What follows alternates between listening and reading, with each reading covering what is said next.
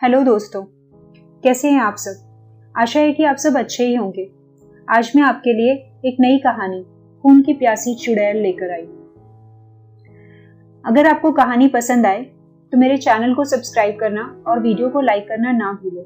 साथ ही साथ अगर आप चाहते हैं कि मैं भविष्य में भी आपके लिए ऐसी ही कहानियां लेकर आती रहूं तो उनकी अपडेट्स पाने के लिए बेल आइकन को भी प्रेस कर दें। तो चलिए शुरू करते हैं। शहरी चहल पहल से दूर केरल के त्रिचूर जंगल से बस थोड़ी ही दूरी पर बने आलिशान होटल में शशांक, शालिनी और श्याम के कदम पड़ चुके। शालिनी, शशांक और कैमरामैन श्याम एक टीवी चैनल के लिए काम करते थे, जिनका भारत देश के अलग अलग कोनों में प्राकृतिक सौंदर्य और वनस्पति को दर्शाने के लिए प्रकृति के नाम से रात 10 से 11 के बीच एक विशेष सेगमेंट आता था। प्रकृति सीरियल को लोग बड़े चाव से देखते थे। इस सीरियल में एंकर थे नवविवाहित मियां बीवी, 29 वर्षीय शशांक और 28 वर्षीय शालिनी। प्रकृति सीरियल के चल जाने से उनकी जिम्मेदारी भी बहुत बढ़ गई थी। देश के हर हिस्से में जाकर कुछ नया तलाशना बहुत मुश्किल काम था, लेकिन इस काम में पैसा बहुत अच्छा था, जिसकी वजह से वे बिना थके काम कर रहे थे। आज केरल के त्रिचूर जंगल में अपना एक शॉट पूरा करके वे इस होटल में पहुंच गए थे, क्योंकि यही जंगल के सबसे पास था। उन्होंने होटल में चारों तरफ नजर दौड़ाई, गिनकर स्टाफ के 2-4 लोगों के अलावा कोई दिख नहीं रहा था। शशांक रिसेप्शन पर बैठे व्यक्ति की तरफ बढ़ा। वह व्यक्ति शशांक को देखकर बोला, नमस्कार सर, क्या आप यहाँ चेक इन करने आए हैं? शशांक आसपास नजर दौड़ाते हुए बोला, हाँ, इरादा तो चेक इन करने का ही था, लेकिन ऐसा लग रहा है कि हमारे अलावा और कोई इस होटल में है ही नहीं। आखिर चक्कर क्या है? रिसेप्शन पर बैठा व्यक्ति हंसते हुए बोला, अरे कोई चक्कर नहीं है साहब, दरअसल आप लोग ऑफ सीजन में आए हैं।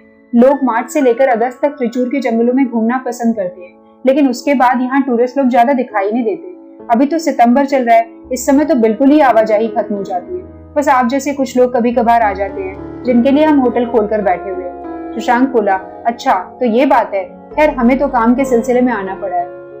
रिसेप्शनिस्ट ने कौतूहलवश पूछा, काम? इन जंगलों में कैसा काम? क्या आप लोग शूटिंग के लिए आए हैं? शशांक मुस्कुराकर बोला, जी बिल्कुल सही पहचाना आपने, हम लोग एक चैनल के लिए शॉर्ट मूवीज टाइप बनाते हैं। रिसेप्शनिस्ट ये सुनकर बोला, ओह ये तो अच्छी बात है, माफ कीजिएगा हम लोग ज्यादा टीवी वगैरह नहीं देख पाते, इंटरनेट भी यहाँ ठीक काम नहीं करता, इसलिए शायद हम आपके इस चैनल के बारे में नहीं जानते। शशांक फिर से मुस्कुराकर बोला, ठीक है कोई बात नहीं, आप हमें 2 कमरे दे दीजिए। रिसेप्शनिस्ट शशांक को 2 कमरों की चाबी पकड़ाकर वहीं पास खड़े पतले दुबले 50 के आसपास दिखने वाले व्यक्ति से बोला, दास बाबा साहब लोगों को कमरा दिखा दो। दास बाबा ने उनके 2 बैग उठाए और एक और बढ़ चले। शशांक, शालिनी और श्याम भी उसके पीछे पीछे बढ़ चले। पहले ही फ्लोर पर 2 कमरे एकदम आमने सामने थे, वही उनके कमरे थे। दास बाबा सामान वहीं रखकर शशांक से बोले, कुछ जरूरत हो तो कॉल कर दीजिएगा। इतना कहकर दास बाबा वहां से चले गए। शशांक और शालिनी अपने कमरे में और श्याम अपने कमरे में जाकर आराम करने लगे। श्याम आराम से अपने कमरे में अकेला बिस्तर पर लेटा था कि उसे शशांक और शालिनी के बहस करने की आवाजें आने लगी। शशांक चिढ़कर बोला, ओफो शालिनी, चैनल ने हमको बिना थके काम करने के लिए नहीं बोला है। आज कम समय के लिए शूटिंग की है तो कल थोड़ा ज्यादा शूट कर लेंगे। वैसे भी अभी गोवा कवर करने आए थे ना हम लोग, और उसके बाद ये काम आ गया, कुछ तो आराम करेगा ना आदमी। शालिनी भी मुंह तोड़ जवाब देते हुए बोली, मत भूलो कि इसी काम के कारण आज हमारे पास मुंबई जैसी जगह में अपना आलीशान फ्लैट है। हमें अभी और कमाना है ताकि सेटल हो जाए, उसके बाद जितना चाहे आराम कर लेना। शशांक जानता था कि शालिनी से बहस में वो जीत नहीं पाएगा, इसलिए मुस्कुराता हुआ प्यार से उसके कंधों पर हाथ रखकर बोला, हम लोग कल देर तक शूट कर लेंगे शालिनी, मैं जानता हूँ कि तुमको इस काम से बहुत लगाव है, लेकिन फिलहाल खाना ऑर्डर करते हैं ना यार। शालिनी भी मुस्कुरा दी। उसका कितना भी मूड खराब हो, लेकिन शशांक ठीक कर ही देता था। रात के 8 बज चुके थे। शशांक और शालिनी खाने का लुत्फ उठा चुके थे। उन्होंने श्याम को भी अपने कमरे में बुला लिया और वे आगे की शूटिंग का प्लान करने लगे। उनके खाने के बर्तन लेने के लिए दास बाबा कमरे में आए। वे बर्तन समेट ही रहे थे कि शशांक ने उनकी तरफ देखकर कहा, अरे बाबा, बर्तन बाद में ले जाइएगा, थोड़ा बैठिए हमारे साथ, आसपास की जगहों के बारे में बताइए। दास बाबा को भी रोज रोज बात करने के लिए लोग नहीं मिलते थे, इसलिए वे भी तुरंत बैठ गए। श्याम तब तक कमरे की बालकनी पर पहुंचकर ठंडी हवा के मजे ले रहा था। जंगल के पास होने के कारण ठंडी ठंडी सुकून पहुंचाने वाली हवाओं का चलना आम बात थी।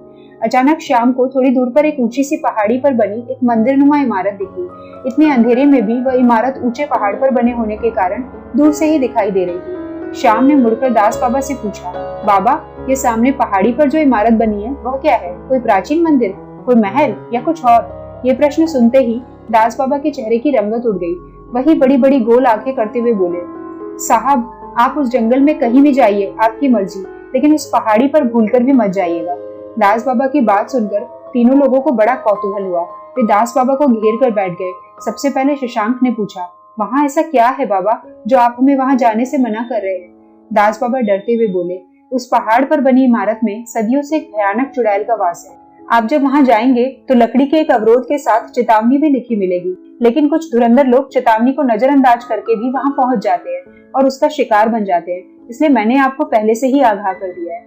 दास बाबा का बस इतना कहना था कि शशांक, शालिनी और श्याम ने एक दूसरे की तरफ देखा और जोरों से हंसने लगे। शशांक हंसते हंसते दास बाबा से बोला, अरे बाबा, चुड़ैल और वो भी आज के समय में, क्या मजेदार बात बताई है। दास बाबा चिढ़कर वहां से जाते हुए बोले, ठीक है साहब, मैं चलता हूँ। आप लोग वैसे भी मेरी बात का यकीन तो करेंगे नहीं। अब तक सब लोग समझ चुके थे कि दास बाबा नाराज हो गए हैं। शालिनी उन्हें रोकते हुए बोली, अरे आप तो नाराज हो गए बाबा, हम तो बस मजाक कर रहे थे।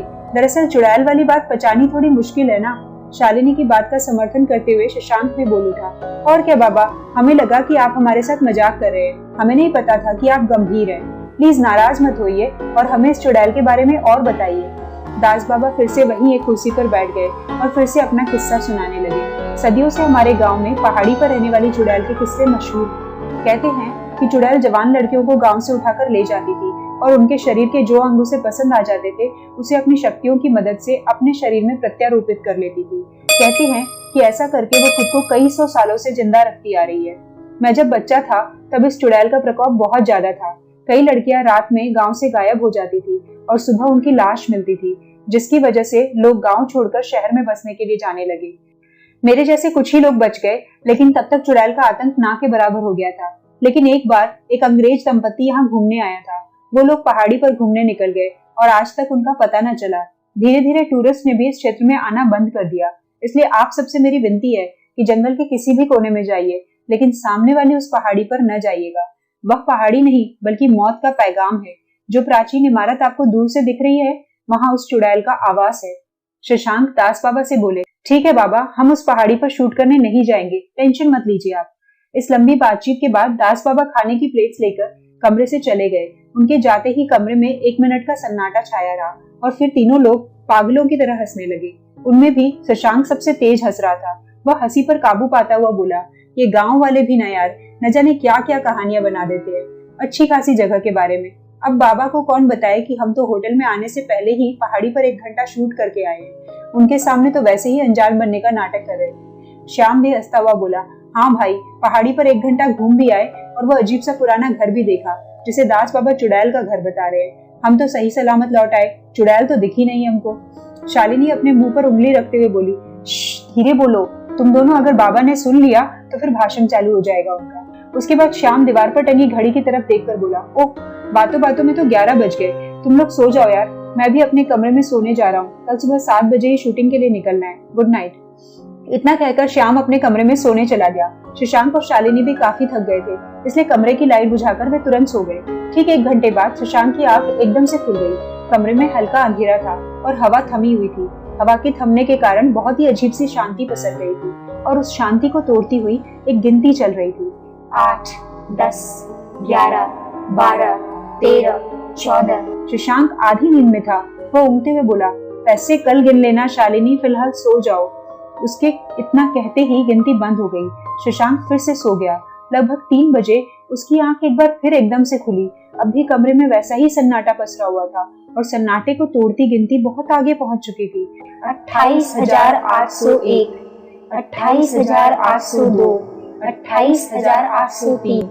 इस बार शशांक ज्यादा नींद में नहीं था। उसे कुछ गड़बड़ लगी। उसने धीरे से अपना हाथ सरकाकर बगल वाला बेड चेक किया और उसके होश उड़ गए, क्योंकि शालिनी बिस्तर पर नहीं थी पर गिनती चालू थी। कोई कमरे में ही था और धीरे धीरे गिनती कर रहा था। शशांक की धड़कनें बढ़ने लगी। वह एकदम से उठ बैठा।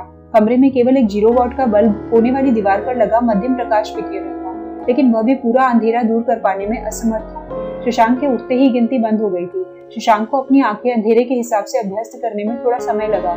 वह बिस्तर से उठ गया। उसने ध्यान दिया कि गिनती तो बंद हो चुकी, लेकिन दीवार के कोने से किसी की सांसों की हल्की हल्की आवाजें आ रही थी। शशांक के माथे पर पसीना छलक आया।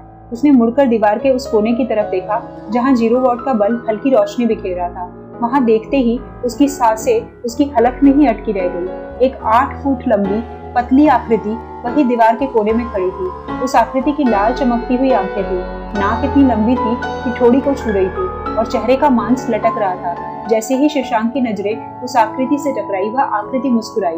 मुस्कुराते वक्त उसके भयानक नुकीले दांत शशांक को दिखे। इतना भयानक दृश्य देखते ही वह गश खाकर बिस्तर पर ही बेहोश हो गया। न जाने शशांक कितनी देर तक ऐसे ही बेहोश पड़ा रहा। सुबह उसे दास बाबा ने बुरी तरह से हिलाकर जगा दिया। शशांक के जागते ही दास बाबा उस पर बरस पड़े। साहब, क्या आप उस पहाड़ी की तरफ गए थे? शशांक ने आसपास नजर दौड़ाई। उसे शालिनी कमरे में कहीं नहीं दिखी। दास बाबा ने फिर उससे पूछा, साहब, क्या आप पहाड़ी पर गए थे? शशांक का ध्यान दास बाबा के सवाल पर था ही नहीं। उल्टा उसने प्रश्न किया, मेरी बीवी कहाँ है? कहाँ है शालिनी? शशांक का सवाल सुनकर दास बाबा ने चुप्पी साधकर सर झुका लिया। शशांक ने दास बाबा को झकझोरते हुए पूछा, आप कुछ कहते क्यों नहीं? मेरी बीवी कहाँ है? शशांक फिर दास बाबा को वहीं छोड़ कमरे से बाहर निकल गया। कमरे से निकलते ही उसने देखा कि श्याम आंखों में आंसू भरे खड़ा था। शशांक ने श्याम के पास पहुंचकर उससे पूछा, तुम रो क्यों रहे हो श्याम, और शालिनी कहाँ है? श्याम ने कोई जवाब नहीं दिया तो शशांक दौड़ता हुआ सीढ़ियां फलांगता अपने फ्लोर से रिसेप्शन तक आ गया। वहां होटल के स्टाफ ने भीड़ जमा कर रखी थी। शशांक भीड़ को चीरता हुआ सबसे आगे पहुंचा तो उसने देखा कि उसकी बीवी शालिनी की लाश धरती पर पड़ी हुई थी। उसके सर के सारे बाल गायब थे और उसकी आंखों की पुतलियां ऐसे फैली थी जैसे न जाने क्या देख लिया हो। शशांक को अपनी आंखों के आगे अंधेरा छाता महसूस हुआ।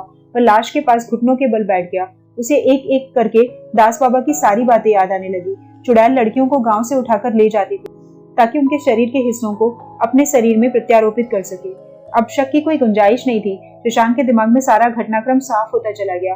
दास बाबा सही थे। उन्होंने भले ही पहाड़ी पर चुड़ैल को नहीं देखा था, लेकिन चुड़ैल ने उन्हें देख लिया था और उनका पीछा करते हुए होटल तक आ पहुंची थी। उसे शालिनी के लंबे घने बाल पसंद आ गए थे, इसलिए वो उसके बाल ले गई थी। कल रात को शशांक ने जो गिनती सुनी थी वह एक एक करके शालिनी के बालों को उखाड़ने की ही गिनती थी। वह गिनती एक बार फिर से उसके दिमाग में गूंजने लगी। 28,801, 28,802, 28,803। दोस्तों, आपको मेरी ये कहानी कैसी लगी कमेंट करके जरूर बताइएगा। साथ ही साथ अगर आपको कहानी पसंद आई है तो जितना हो सके इस कहानी को शेयर भी कीजिएगा ताकि आपके साथ साथ और लोग भी मेरी इस कहानी का मजा ले सकें।